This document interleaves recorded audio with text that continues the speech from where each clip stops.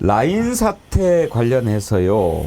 이것도 지금 저는 엊그저께 좀 화가 나던데 이거를 풀면서 지금 정부가 여기까지 방관한 것도 저는 문제가 있다고 보는데 김종욱 원장님 국민 탓을 합디다 뭐 반일 감정 가지고 그런 거 아니다 뭐 근데 우리가 뭐 잘못했나요? 아니요. 제가 죄송해야 됩니까? 아니요. 그게 시장 경제라면서요. 거기 왜 갑자기 반이 이런 거 갖다 붙여요? 그러니까 지금 일본이 기업에 지금 관여하고 있는 거잖아요. 어떤 형태로 이제 그 의도가 뭔지에 대해서 대통령은 이해를 못하니까 그런 건데 제가 볼 땐 뻔하게 저희 동남아시아 시장에서 자기 미래산업에 대한 선도를 하려고 하는 의도를 가지고 한국에 있는 라인을 퇴출을 시키려고 하는 건데 제가 볼 때 이제 시작됐다. 그 반잔이. 그러니까 일본이 우리한테 채워줄 반잔이 라인으로부터 올 것이고 그 큰 그 기둥이 있지 않습니까? 미국을 중심으로 반도체 산업을 재편하는 거죠. 그러니까 디커플링이라고 해서 중국을 배제하면서 저희 동아시아 지역에서 일본을 중심으로 세워서 반도체 산업을 미국 중심으로 재편할 때 우리는 아마 거기서 아마 또 일본에 아래가게 되는 과정이 있을 거고 또 하나는 이제 AI 부분과 관련해서 지금 뭐 일본도 그렇고 인도네시아도 그렇고 대만도 그렇고 라인이 거의 장악을 하는 상황이기 때문에 거기서 엄청난 데이터, 그러니까 행동 데이터가 나옵니다. 그 AI 산업과 관련해서 가장 핵심적인 내용들은 행동 데이터, 행동 이어라고 그래서 우리들이 무심코 다 적고 있는 다양한 생활 정보 자체들을 다 내부에서 소위 렌더링이라고 하는 과정을 통해서 상품으로 만들어내는 작업들을 해요. 그게 이제 구글이 해내면서 거의 광고 시장을 다 장악했던 근거가 거기에 있었던 거거든요. 저는 그러니까 그런 것들을 알고 있는 일본이 소위 라인 문제를 통해서 동남아시아 지역에 있는 시장을 갖다가 완벽하게 장악하려고 하는 의도인 거고 거기에 우리는 노란한 건데 그렇다면 적절하게 거기에 대응하지 못한 우리 정부 스스로의 어떤 그런 무책임성에 대해서 반성하고 사과를 해야 되는데 아니 예를 들면 뭐 일본에서 조금만 얘기하면 반일 감정이라고 아니 일본이 잘못하면 반일 감정 가져야죠. 뭐 잘하는데 반일 감정 하는 게 아니잖아요. 잘못하고 있는데 그런 감정도 안 가지면 사람도 아니죠 그건. 그러니까 끊임없이 대통령의 생각은 그런 거잖아요. 내 지지율이 1%가 되더라도 한일 관계를 개선하겠다라고 하는 말도 안 되는 논리를 가지고 있어요. 자기가 1%밖에 안 되는 지지율을 가지고 있으면 탄핵당해야지 무슨 얼어 죽을 그 상황에서 한일 관계를 개편할 수 있는 권리를 가질 수가 있겠습니까? 제가 볼 때 이건 그 친일 대통령의 반잔 채우기가 지금 우리가 반찬 채워놓고 또 반잔을 또 채우는 일이 지금 벌어지고 있다고밖에 볼 수 없어요. 아니 지금 우리 기업이 털리게 생겼는데 가만히 있으란 말입니까? 대통령 정책실장 요즘에 계속 나와서 얘기하던데 성태훈 실장 얘기 한번 들어봐 주시죠. 일각의 반일을 조장하는 정치 프레임이 국익을 훼손하고 우리 기업을 보호하고 이해관계를 반영하는 데 도움이 되지 않는다는 것은 분명합니다. 일본 정부가 자본 구조와 관련되어 네이버의 의사에 배치되는 불리한 조치를 취하는 일이 절대 있어서는 안 될 것입니다. 그러면 조국혁신당 대변인 얘기도 한번 들어봅시다. 일각의 반일을 조장하는 정치 프레임이 국익을 훼손한다라뇨. 일본이 독도, 역사에 이어 우리 기업까지 집어삼키려는데 거기에 반대하고 비판하면 이게 반일입니까? 저런 말이 나오죠. 근데 저는 이 라인 사태라는 아주 중차대한 상황 앞에서 이게 왜 갑자기 반일이라는 논리를 대통령실이 꺼내는지 이해할 수가 없어요. 마치 그 허수아비 때리기처럼 지금 우리는 누구도 반일을 외친 사람이 없고 왜 일본에서 라인이라고 하는 우리 네이버 기업을 강탈해 가느냐 여기에 대해서 문제 제기를 하고 있거든요. 그 우리가 호구가 되란 말입니까? 그냥 뭐 다 아낌없이 주는 나무가 돼야 되는 겁니까? 왜 그래야 되죠? 그러니까 저는 윤석열 대통령이 갖고 있는 인식에 저는 기저에 착각이 두 개가 있다고 보는데 하나는 검찰은 선하다. 그리고 일본은 선하다라는 인식이 있는 것 같아요. 그러니까 여기에 대해서 사후적으로 아무것도 하지 못하는 그냥 일본이 하자는 대로 우리는 다 따라가야만 하는 이건 친구 관계에서도 이렇게는 안 합니다. 친구 관계에서도 서로 밥을 먹으면요. 한 2번은 제가 사면 한 번은 사야 돼요. 근데 어떻게 밥을 만날 때마다 제가 10번을 다 사고 의도만 먹고 갑니까? 거기다가 우리 집에 옷도 빼주고 가구도 빼주고 심지어 집까지 내주고 이렇게 되면 그 호구죠 호구. 어떻게 대한민국 대통령이 일본 앞에서 그걸 호구짓을 합니까? 그러니까 전 이게 친일이냐 반일이냐의 논의로 가는 것 자체가 굉장히 정략적이고 지금은 라인 문제에 대해서 우리가 어떻게 외교적으로 이걸 해결할 것이냐 여기에 대해서 정부가 안을 내놔야 되는데 안이 없으니까 우리가 정부를 비판하는 거고요. 거기에 대한 건설적인 지금 토론이 있어야 된다. 매우 중요한 상황입니다. 그렇죠. 인내할 것은 인내하고 가야 된다라고 대통령이 기자회견 때 얘기했는데 그럼 우리 기업이 일본 정부가 막 나서가지고 강탈에 가려는 것도 인내해야 된다는 얘기입니까? 뭘 인내해야 된다는 건지 구체적으로 좀 얘기를 했으면 좋겠어요. 대통령이. 물 반잔 채웠으니까 반잔은 일본이 채울 것이다. 채우기는커녕 홀라당 그것까지 다 마셔버렸잖아요. 그러면서 우리한테 자꾸 내놓으라고 하는 것인데 이제는 뭐 역사 문제나 교과서 문제나 강제징용 문제나 다 그것도 부족해서 이제는 뭐 기업까지 이렇게 생짜로 다 가져가겠다고 정부가 나서서 일본 정부가 나서서 선언을 하고 있는 마당인데도 우리는 지켜봐야 된다 인내하면서 이게 다 우리나라를 책임질 대통령입니까? 이런 부분을 홍준표 시장은 좀 질타를 좀 해보세요. 안철수 의원이 지적을 적절하게 한 표현이 있더라고요. 이걸 뺏기는 것은 사이버 영토를 잃는 것이다라고 얘기를 했던데 그거 한번 들어볼까요? 라인 야후를 잃는 것은 한마디로 따지면 이 앞으로 펼쳐질 사이버 세상에서 우리 영토를 잃는 것과 같다. 그럼 당연히 이제 국가 차원에서 대응하는 거는 당연하다고 보시는 거고요. 근데 초기에 저는 과기정 동부에서 잘못 대응을 했다고 생각합니다. 그러니까 일본 정부가 행정지도에 지분 매각이라는 표현이 없다고 그렇게 주장을 했는데요. 행정지도 그 부분에 대해서 번역을 해서 이렇게 보면은 여기는 명백하게 우리 기업의 압박으로 정말 그 지분 매각을 하라는 그런 것이 분명히 들어가 있거든요. 김종원 원장님, 라인 사태에 대해서 사실 국민들이 이제서야 알게 됐지만 그 전부터 충분히 대비하고 대응할 수 있었지 않습니까? 아니, 기업이 가지고 있는 정보력이 대단한 상황 아니겠습니까? 당연히 네이버는 이 사실을 충분히 알고 있었을 거고 정부랑 제가 볼 때 충분히 협의했을 거라고 봐요. 정부도 이 내용을 알고 있었을 거고 하지만 대통령의 사고방식이 저런 사고방식이기 때문에 정부도 예를 들어 일본과의 어떤 대응 방향과 관련해서 강경한 정책들을 추진하기가 매우 어렸을 거라고 봐요. 그러니까 쉬쉬쉬 할 수밖에 없었겠죠. 그러니까 대통령의 사고방식을 바꾸지 않으면 앞으로 이런 사태들은 계속 반복적으로 벌어질 수밖에 없다라고 하는 것이고 반일감정 조정 이렇게 얘기하는데 정부가 반일감정을 조정하고 있잖아요. 갑자기 무슨 뭐 독도 다케시마 사진 올려놓은 거 올려가지고 난리가 나게 해서 우리 국민들 자극하게 만들고 또 말씀하신 지금 라인 사태 같은 경우도 제가 볼 때 지금까지 아무것도 하지 않은 거예요. 정부가. 아무것도 하지 않았기 때문에 우리 쪽에서는 아무 일도 일어나지 않았고 일본에서는 야금야금 강탈할 수 있는 조건과 상황들을 다 만들었고 보니까 대구대 김양희 교수라는 분이 그 인터뷰에서 그렇게 했다고 지분 매각이 보안 강화에 도대체 답이 된다고 생각하는가? 그러니까 일본 정부가 소위 보안 강화를 하라고 얘기를 하면서 지분을 매각하려고 얘기하는 자체가 성립이 안 되는 건데 왜 우리 정부는 이런 간단한 논리를 가지고도 일본 정부에 맞서가지고 싸우지 않냐라고 지금 문제 제기를 해주는 거잖아요. 그러니까 어쨌든 정부는 이것조차도 안 하는 거예요. 전 그렇다면 소위 과기정통부나 예를 들면 재정당국 같은 경우 아마도 대통령의 뜻에 따라서 그야말로 충성스럽게 일본의 입장과 관련해서 내부의 파열음을 최소한 쉬쉬하면서 막았다는 것으로 볼 수밖에 없는 거예요. 그런 측면에서 저희 조국혁 신당에서 얘기하는 대통령은 친일이라고 하는 얘기는 거짓말이 아니에요. 사실로 보여요. 뭐라고 얘기를 해도. 그러면 비판을 해야죠. 왜 우리나라 헌법에 의하면 우리나라 헌법 두 가지입니다. 헌법 전문은 반독재 그다음에 반제국주의예요. 경제 침탈, 경제 제국주의를 추진하고 있는 일본에 맞서서 싸우는 건 우리 헌법 정신이거든요. 헌법 정신을 얘기했더니 그게 반일 감정이래요. 헌법도 제대로 모르는 대통령, 정부예요, 제가 볼 때는. 근데 저는 이렇게 되면 지금 되게 심각한 게요. 일본만 웃고 있지 않겠습니까? 대한민국은 둘로 나눠져가지고 네 분이 이렇게 나는 지경이 돼버리면은 전 일본이 웃고 있을까봐 그게 가장 저는 화가 나는 부분이고 윤석열 대통령 입장에서도 외교의 기본이 뭐겠습니까? 대한민국에서 반대하는 여론들이 당연히 있죠. 그럼 그 여론들을 갖다가 일본에다가 협상의 지렛대로 쓰고 우리가 압박하는 수단으로 써야 되는데 오히려 정당한 문제제기하고 있는 분들에 대해서 뭐 반이라는 거냐 이런 식으로 정부가 나와버리니까는 이건 외교의 기본도 모른다라는 생각이 들고 도대체 일본과의 관계에서 대한민국 윤석열 대통령이 보호하고자 하는 국익은 뭔지 묻지 않을 수가 없습니다. 권익위가요.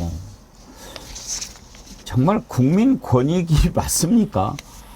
국민 열받치게 하는 기관으로 참 바뀌어버린 것 같은데 이번에 윤석열 대통령 소고기 파티 그것 관련해 가지고 권익위가 조사를 했죠. 문제가 없다는 거예요. 권익위 부위원장 발언을 한번 들어보죠. 국민권익위원회는 그간 신고자와 관계기관이 제출한 자료를 면밀히 분석하고 해당 현장을 방문하여 조사를 진행한 결과 당시 업무 추진비 예산을 사적 용도로 사용하거나 본래 목적 외의 용도로 사용하여 소속 기관에 손해를 끼치는 등의 공무원 행동 강령에서 금지하는 위반 사항이 없었던 것으로 확인하였습니다. 문제가 없었다는 건데 신인규 대표님 뭐 소고기 값으로 930만 원인가 썼다는 거 아니었어요?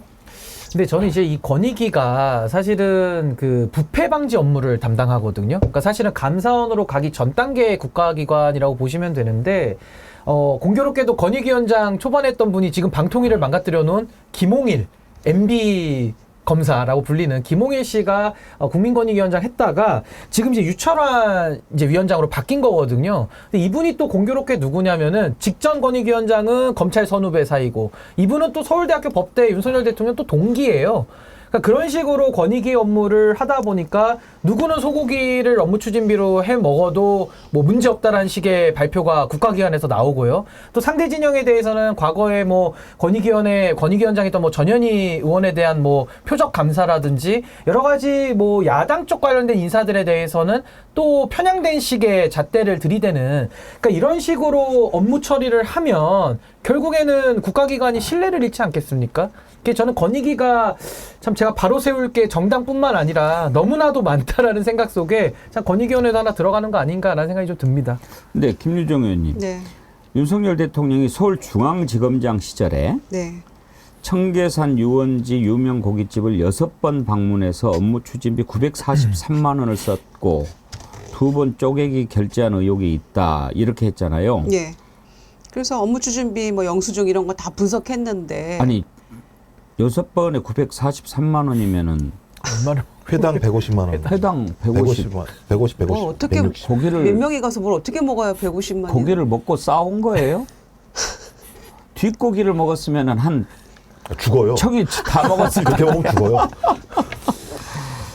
야, 이건 좀 이 권익위가 할 일은 아니거든요. 뭐 그도 과거에 감사원에서 전현희 위원장 정말 몇 년간 탈탈 털었던 거 생각하니까 이런 이 943만 원어치 한우가 아무 문제 없다라고 사건 종결하는 걸 보니까 기가 막히죠. 이 권익위가 할 일은 아닌 것 같아요. 그랬다가 최근에는 또 뭐 유시춘 EBS 이사장 누구죠? 유시민 유시민 작가 누나죠. 누나, 네. 예. 거기는 또 뭐 압수수색까지 했죠. 압수수색까지 하지 EBS. 않았습니까? 예. 그것도 업무 추진비 관련 예, 아니었어요? 그래서 이제 형평성을 얘기하는 건데 이게 유시춘 EBS 이사인가요? 이사장. 예, 이사장. 이사장 얘기한 게 뭐냐면 나 한 달 업무 추진비가 100만 원인데 그거는 막 강제 수사 돌입하고 압수수색 다 하고 있는데 아까 말씀하셨잖아요. 943만 원, 1회당 150만 원, 160만 원. 이건 1회입니다. 1회. 가서 뭐 소고기 아무리 많이 먹었잖아. 3시간, 4시간 먹었겠죠. 여기는 한 달 업무 추진비가 100만 원인데 강제 수사에다 압수수색을 했으면 제부터 여기는 강제 수사에다가 압수수색을 해도 되는 거잖아요. 상식적으로. 그러니까 대통령과 권력자만 법 앞에 예외 상황들이 만들어지기 때문에 국민들은 도대체 이 정권을 이해할 수 없다라고 얘기하는 거죠. 그 자기가 그렇게 얘기했던 뭐 공정과 상식? 그걸 완전히 쓰레기통에다 다 처박아 버리는 상황들이 벌어지는 거잖아요. 그러니까 공권력을 장악해서 자기와 자기 주변에 대해서는 성역을 만들고 나머지 사람들에 대해서는 탈탈 털어서 완전히 반인권적인 수사들을 행하게 만들어내는, 이건 독재국가나 하는 거예요. 우리는 이런 경험이 있지 않습니까? 과거에. 그러니까 본인이 그렇게 전두환에 대해서 존경스러운 얘기를 했던 이유가 그냥 예를 들면 빈말이 안 했다는 사실들이 하나하나 임기 2년 만에 확인이 되는 것 같아요. 근데 이게 유시춘 사례만 있는 게 아니고요. 아까 제가 권익위원장으로 있다가 이제 방통위원장으로 넘어간 김홍일 예. 그 MB 검사 말씀드리지 않았습니까? 그분 방통위원장으로 있으니까 방송 쪽 업무도 니 편 내 편으로 다 갈라가지고 이중잣대를 지금 하고 있는 것이고, 권익위원회도 지금 마찬가지로 이중잣대를 하다 보니까 유시춘 이사장 같은 경우는 문제가 있다라고 지금 또 보는 거 아니겠습니까? 이걸 또 검찰에서도 똑같이 해요. 검찰에서도 똑같은 대선 주자의 배우자인데 김혜경 여사에 대해 가지고는 뭐 88,000원짜리도 막 공직선거법 위반으로 기소를 하고, 김건희 여사에 대해 가지고는 아예 수사 자체도 들어가지 않는, 내지는 답을 정해놓고 수사를 하는 둥 마는 둥 하겠다라는 이런 의지를 보이고 있기 때문에 모든 잣대가 다 편향적이지 않습니까? 빨간색이면은 무죄, 파란색이면은 유죄 플러스 없는 것도 유죄, 뭐 이런 식으로 지금 가고 있기 때문에 이거는 국가기관, 그러니까 공무원의 정치적 중립이라는 우리 헌법 8조의 의무에 의하면은 이렇게 운영하면 안 됩니다. 이것도 제가 아까 말씀드린 대로 대통령의 탄핵 사유가 하나하나씩 오늘도 죄가가 쌓이고 있다라는 생각이 좀 듭니다. 아마 고깃값도 고깃값이지만 술값이 엄청났을 거예요. 술을 겁나게 먹는데요. 제가 직접 들은 얘기인데요. 윤석열 대통령이 검찰총장 시절인가? 서울중앙지검장 시절인가? 그건 정확히 이제 모르겠는데 직접 들었는데, 제가 그 전에 이렇게 일하던 곳에서 일하던 젊은 친구가 그 서초동의 고깃집에서 알바를 했어요. 근데 거기에 온 거예요. 근데 한 10몇 명 데리고 이제 왔다고 그러더라고요. 아마 검찰총장 시절이었을 거예요. 고기도 엄청 먹고 술도 겁나게 마시더래요. 근데 그때가 코로나 시기여가지고 몇 명 이상 집합금지. 집합금지 돼 있는 시간이었어요. 그런데 그냥 그렇게 와가지고, 그래서 그 식당을 완전 전세 냈겠네요. 전세 낸 거예요. 네. 다른 사람들은 못 들어오게 받고 저녁에. 그런데 집합금지인데 그렇게 뭐 검사들이니까 뭐 높은 검찰 간부들이니까 뭐 그런 거 신경 쓰겠어요. 와가지고 엄청 먹고, 근데 팁을 꽤 많이 줬대요. 그래서 고마워가지고 뭐 자기가 처음 얘기한다고 그러면서 정말 술 엄청 마셔요 그러더라고요. 그러니까 그런 식으로 막 써버리고 그랬으니 내놓으라고 그러면은 내놓겠어요. 그거 다 휴발됐다고 그렇게 얘기하지. 그러니까 윤석열 대통령 자유를 왜 이렇게 얘기하는지 알겠네요. 그때도 자유롭게 드시고 먹고 모이고 했기 때문에 본인이 누려서 너무 좋다 보니까 자유를 계속 강조하는 거 아닌가 싶은데, 타인의 자유도 그럼 존중을 해야죠. 근데 본인의 자유만 저렇게 이야기를 하면서 과거에도 살아왔다라는 그런 약간의 그 에피소드 같은 거라서 충분히 저는 상상이 머릿속에 그려집니다. 저는 추정입니다만, 그러니까 업무 추진비로 소고기 값 계산하고 특수활동비로 팁 주고 이랬을 거 아닙니까? 입마금하는 야, 거죠. 세상 살만 나죠. 그러면 자기 돈 안 쓰고 가서 고기 술 엄청 처먹고, 그다음에 사람들 생색 내고, 참 재밌는 나라입니다. 재밌는 검찰이고. 이 윤석열 대통령이 잘못한 게 참 많은데, 제일 잘못하고 있는 것은 국가기관을 대통령이 돼가지고 이렇게 엉망으로 만들어버린 거. 저는 그 죄가 아주 큰 죄 같아요, 김유정 그럼요. 의원님. 아니, 한번 생각해 보십시오. 방통위가 얼마나 전횡을 하고 있습니까? 그런데 방통위 여전히 2인 체제로 가고 있어요.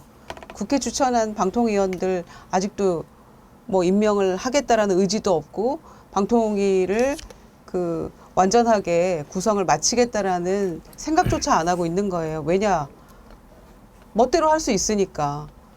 그러니까 우리나라 언론 자유 순위가 그렇게 떨어지는 거고, 급전직하로 떨어지는 거고, 또 비판하는 사람들에 대해서는 반개혁 세력이라고 규정하고 입 틀어막고, 경호처 차장 입 틀어막았던 사람은 병무청장으로 또 영전에서 보내고, 막 이렇게 돌려막기 하면서 본인이 하고자 하는 대로 다 하는, 얼마나 자유스러운 나라입니까? 근데 요거 한번 잘 고민해 보셨으면 좋겠는 게요. 지금 윤석열 대통령 총리도 임명 안 하고 있지 않습니까? 네. 도대체 대한민국의 총리는 있는 것인지 이 부분 따져봐야 되고, 여가부 장관도 아직도 임명 안 합니다. 그리고 특별감찰관도 임명 안 합니다. 그리고 이번에 공수처장은 지금 뭐 이제 인사청문회 좀 하고 있습니다만은 방송통신위원회도 구성 안 하고 있습니다. 이게 대통령의 권한이자 책임이거든요. 국가기관 구성권이라고 하는 헌법상 대통령에게 부여된 권한이자 책임입니다. 이거 안 하면 전 이것도 직무유기라고 보거든요. 이것도 하나의 또 탄핵 사유로 볼 수 있지 않을까라는 생각이 듭니다. 정권 퇴진, 탄핵. 다시 한번 말씀드리지만 이 기초 바닥 터가 무너진 곳에는 아무것도 세울 수 없습니다. 본인이 출발했을 때 그 터가 뭐였습니까? 공정과 상식이었죠. 이미 그 터가 무너진 지 오래입니다. 거기에는 아무것도 세울 수가 없습니다. 세우는 사람 헛수고만 하는 겁니다. 세우는 자의 수고가 헛됩니다.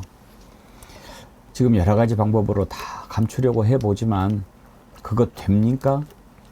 안 됩니다.